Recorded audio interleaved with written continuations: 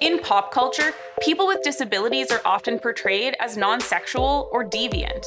I want to find out where these harmful stereotypes come from and what we can do to change them. Can we disrupt the dominant media narrative and create a society that better understands the sexuality of those of us with disabilities? My name is Rachele Manett. I'm a disabled sexuality educator who uses a cane to help me move through my home city, Halifax, Nova Scotia. I'm on a mission to uncover the barriers keeping disability communities from living our best sex lives. So come with me to explore the deeper side of sex and disability on That Sex Show.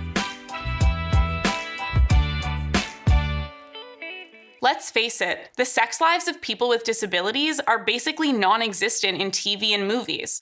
And when we are depicted on screen, it's not usually very sexy. What does sex and disability look like in media right now? And what impact does that have on community? To understand how traditional mainstream media influences the wider perception of sex and disability, I arranged a video call with Dr. Jeffrey Preston.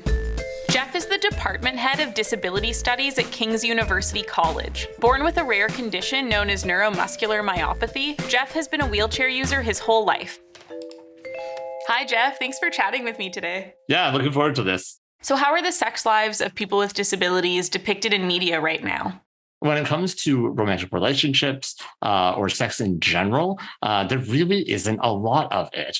In fact, there are almost no representations, or very few anyway. But predominantly, the discussion of sexuality and romance with disability comes in the form of men with physical disabilities.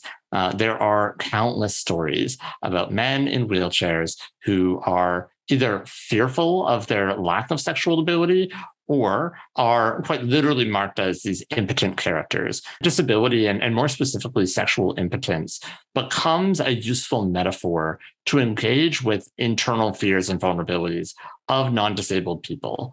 So you mentioned like these metaphors and storytelling tools about people with disabilities, but for able-bodied people. How accurate are these? What I realized very early on as a child was I was never seeing me in any of these stories. I was seeing people in wheelchairs, but the things that they were dealing with, the problems they were having, the concerns that they were talking about were not my concerns.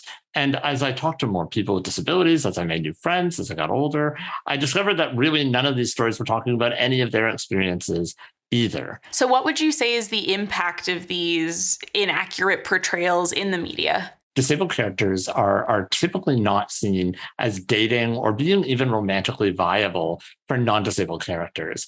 But I think the other side of it is these questions about whether or not you yourself can be romantically viable. If you are actually someone who could be attractive, if you can be able to date, will people take you seriously as a romantic partner?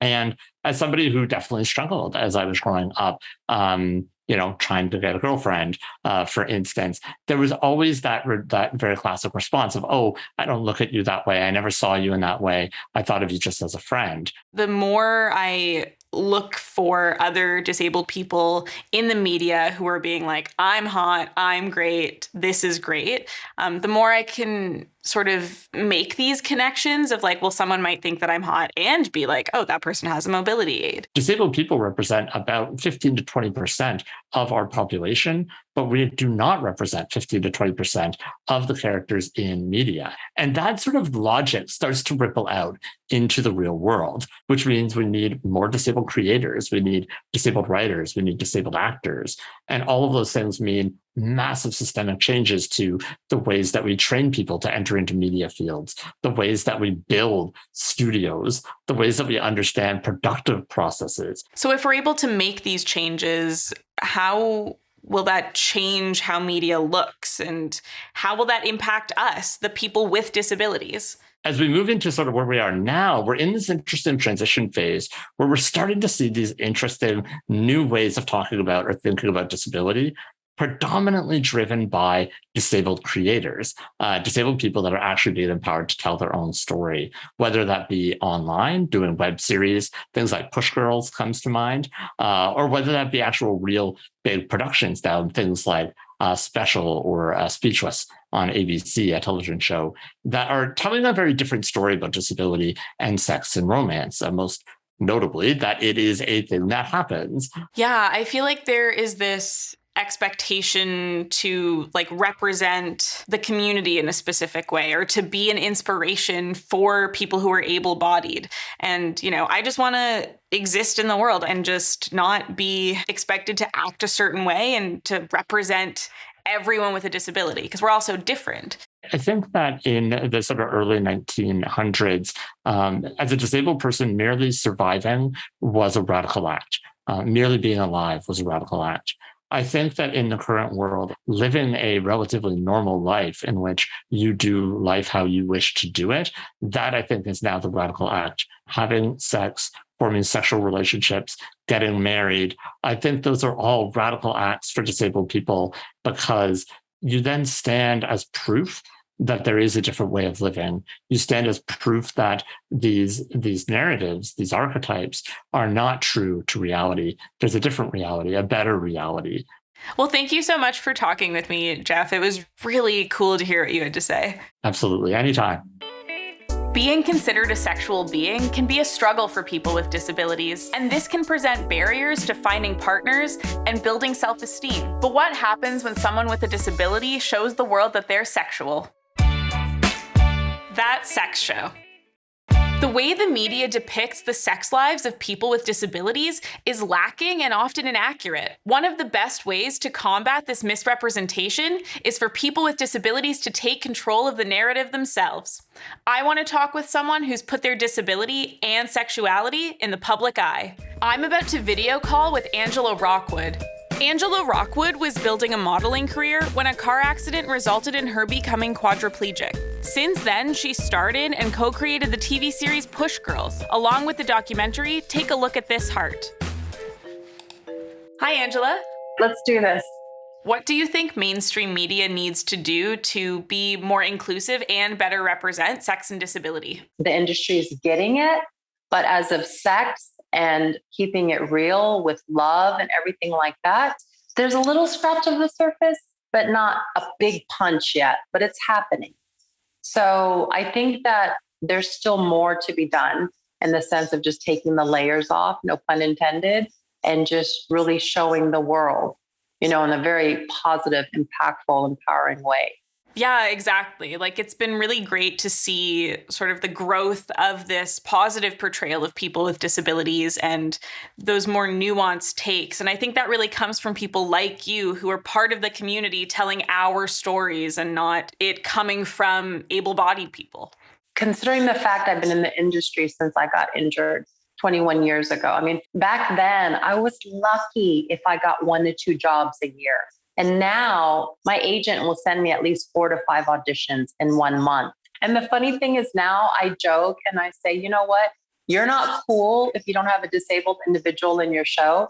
So one project that you were involved in was Push Girls. Can you tell me more about that? When we pitched Push Girls, that was in 2011. And you didn't really see disability on television. Networks, they were not ready for it at all. Yeah, what I really liked about Push Girls was that it wasn't afraid to show you and the other participants being fun and sexy and flirtatious. So we wanted to keep it as real as possible. And so, hello, people make love. It's not like you get in a car accident, you wake up, and then all of a sudden you're asexual, like you don't want to make love anymore. The doctor didn't sew up anything but our necks or our backs. So, obviously, we wanted to share that. Do you think that people who don't have a personal connection to disability were surprised to see the sexuality of you and the other women? I didn't really think about it because it's like we were just being ourselves. But then afterwards, there was a few folks that I met later that they were like, you know what? I never thought about it, because they were like, we look at someone in a wheelchair and we think you can't have a baby, or you can't have this or that. And so even like now, until this day, I have caregivers who are learning to do my care. And then they'll learn like, oh, well, she has her menstrual. Like, so can you get pregnant? Oh my God, you can get pregnant still. So there's still a lot of stuff that people don't know. Yeah, that's why we need shows like this. And it wasn't until later, till after the show, that I realized the impact and how much we affected those out there and the platform that we had. So later, that's when I started meeting with other directors and other individuals that were creating projects to put the real out there. And I was more open and wanting to just give it all, if that makes any sense. Yeah, I think it does. It really does make sense. And then you went on to do Take a Look at This Heart. Can you tell us more about that documentary? Take a Look at This Heart is an amazing documentary about individuals with disabilities and about sexuality and relationships and love. Before my accident, I was a very sensual, sexual, loving being, and I'm still that person. And when I got injured, of course, the first thing on my mind was, oh my God, can I still have sex? And if you watch it, me and my ex actually were showing the world like it's no different than able-bodied individuals making love. It's just you need to work a little together to make things work. I remember Ben, the director, and his videographer, they were like, after they shot the scene, they basically just opened up to me and they're like, you know what, Ange? Like we were in our mind thinking like, how does a quadriplegic make love or a paraplegic? Like they're sitting there like trying to visualize or just try to figure it out. But obviously they're like, yeah, we get it now. That's all it is, education. I think a lot of people wouldn't feel so comfortable sharing their sex lives with millions of viewers. Why is it so important to you? Everyone makes love, in the sense of affection. We're not talking about like just intercourse. We're talking about even just the touch, or cuddling or hugging. And people need to know that even though we are in wheelchairs or if we're disabled, we still make love. It's as simple as that. Thank you so much for speaking with me, Angela. It was really awesome to meet you. Thank you. While watching Push Girls, I recognize how important it is for people to see these women as cool, independent, and sexual. But short of breaking into Hollywood, how can people with disabilities squash the ableist gaze and share their sexuality with the world? To get a first-hand look at how one person is taking ownership over the portrayal of her own sexuality, I'm leaving my house to accompany Vicky Levac to a boudoir shoot with photographer Jesse Redmond. Hi. Hi, Vicky. How's it going? Good. How's it going with you? I'm good. I'm doing well. Vicky is a power chair user, hoping that a sexy photo shoot can help her reclaim her sexuality after a traumatic event. When we talked before, you said that you had thrown out a lot of your more like sexy clothes and lingerie and things like that. After the rape, I threw out all my lingerie and all those sexy things because I was like, well, I guess I don't need this anymore. Because I'm never having sex again because it's not worth it to possibly go through that again because I was very traumatized. But now, it's 3 years later, I obviously have done a lot of healing in that time. I feel like this is a safe environment for me to at least test the waters again. So that'll be helpful. Is there anything that's making you feel like nervous about it or any expectations you're sitting with? I'm a little nervous because you never know how these things are gonna go. But I think it's a very positive environment and I feel very safe. Yeah, and like Jesse should be an awesome person to work with. I think that'll be cool. Yeah, so what are you wearing in this boudoir shoot? I picked out a sexy blue nightdress. Well, I won't keep you any longer, but have so much fun and I'll see you when you're done. I'm so excited about this. Cool. Oh my goodness. Hey girl, hey. Hi. How you feeling, Vicky? Are you excited? I'm very nervous? excited, although I've never done this before, so I don't really know what I'm doing. That's okay, we got you covered, for I'm sure. just gonna figure it out, I guess. Are you more comfortable in the chair, or would you like to be on the bed for the shoot? Or I think given what the shoot is about, I should probably be on the bed. Okay, I great. also brought some props that I thought might help. Awesome. So if you What kind wanna of props see did you those- bring? So that is my bondage kit. It's got restraints, a flogger, and a blindfold. Every girl needs one of those. People view me as a non-sexual being. So that's why I brought the whole BDSM kit. I wanted this to be the sauciest thing ever. I don't want it to be innocent and cute. Well, I'm happy to help you with that. Step back into your power, for sure. Thanks. As long as my dad doesn't watch this, we'll be okay. I mean, he loves me, and I like your support, Dad, but I don't think you want to see whatever's next. That sex show. I'm excited to, see what you come up with in your boudoir shoot. Oh yeah, me too. How you feeling, Vicky? Are you excited? I'm very nervous? excited, although I've never done this before, so I don't really know what I'm doing. That's okay, we got you covered. I'm just gonna figure it out, I guess. All right, so why don't we get you on the bed and get started? Absolutely. Okay, before we start, I just want to ask, are you comfortable with me kind of like playing with your hair or adjusting Yeah, your straps? yeah. You're okay with me touching you? Yeah. Okay. I love this short blue lace night dress. Did you pick it out yourself? Yes, I did. Nice pick. So I'm just gonna take a couple of test shots just to see what the lighting's like, so you can just relax while I get this set up. Yeah. Vicky, you look so confident. I feel really sexy. Perfect. And then chin up this way a bit. These silk white bed sheets are so comfy. Looking right here. Can you rest your cheek on your hand? All right, and maybe I'll get you to look just kind of over my shoulder. Chin to the side, please. Well, how are you feeling? I feel like I got a lot of great shots. Is there anything else? Good. There was one more sort of naughtier one I wanted. Yeah, okay. As I told you, I'm a member of the BDSM community, so I figured if we could get me on my back and put the blindfold on, and then maybe lay the flogger against my stomach, like across my belly. Sure. I think that would look really great. Yeah. Okay. I will put the blindfold on, but I kind of like the way that your eyes just peeking up at me. So maybe, do you want me to just tie your wrist for this one? Yeah, that'll work. Let's All do right. that. With you on your back and your hands tied up over your head, this is gonna look really good. Totally tried this at home, kids. It was fun. All right, perfect. Looking up at me. Just open up that elbow a little bit more. Looking dead into the camera. Gorgeous. Okay, now let's put the blindfold on. All right, is that comfortable? Yeah. All right. You know, this was on my bucket list. Awesome. So this is good.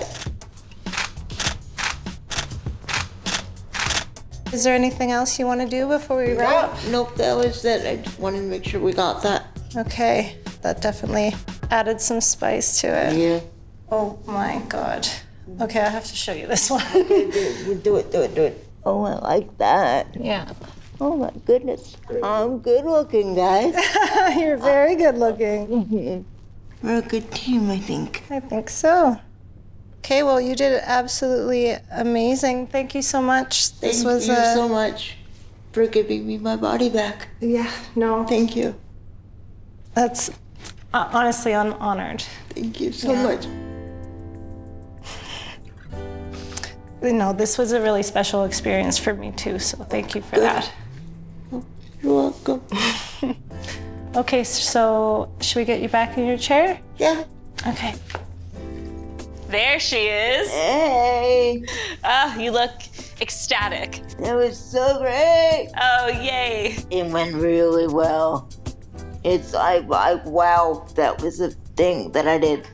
Now, I'm not a religious person, but it felt very spiritual to me.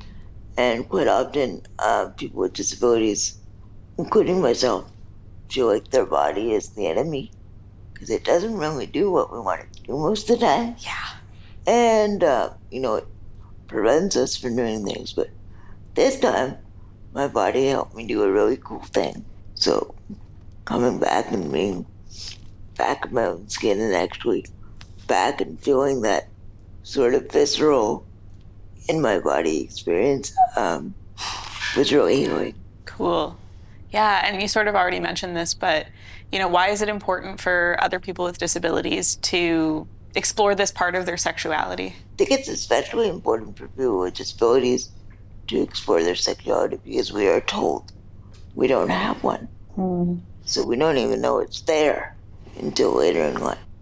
We don't have the same opportunities to explore that side of ourselves because we are constantly, not in a creepy way, but we are monitored. There's someone always with us. I can't go to the bathroom myself and get a mirror and look down there. It's as much as I would like to, that's not something I can do.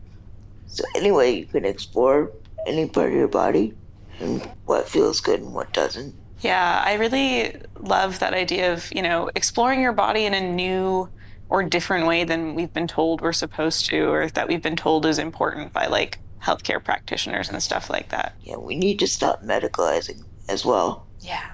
I'd recommend this experience to anybody, but especially people with disabilities, because it was very safe. And like I said, for one of the first times in 3 years, I felt back and comfortable in my own skin. And really present, and that really expanded my mind in a lot of ways. Cool. And made me feel very comfortable and sort of at peace that this part of my life is like, I'm scared of my sexuality and my body. It felt like a way to close that fear. Be like, look, you can do this sexy thing and be totally safe and feel good about yourself. Well, I'm so glad that was fun. It sounds like an awesome experience. It was. I'd do it again in a heartbeat. Yeah. Thank you so much for letting me be a part of it. It was really a pleasure. You're welcome. Yeah. I'm sure we'll see each other again soon. Yes. The sexuality of people with disabilities is largely absent from popular culture, and this continues to have harmful effects on our self-esteem and access to pleasure. But with the rise of social media and increased access when it comes to creating content, people with disabilities are showing the world what our sex lives really look like. Executive producer, Johanna Elliott. Supervising producer, Jennifer Camo. Series director, Kaylee McLennan. Presenter, Rachele Manett. Production coordinator, Andrea Vandenboer. Director of photography, Mark Hammond. For AMI TV, integrated described video consultant, M. Williams. Production executive, Michelle Dudas. Development executive, Andrew Morris. Ocean Entertainment Limited. Produced in association with AMI.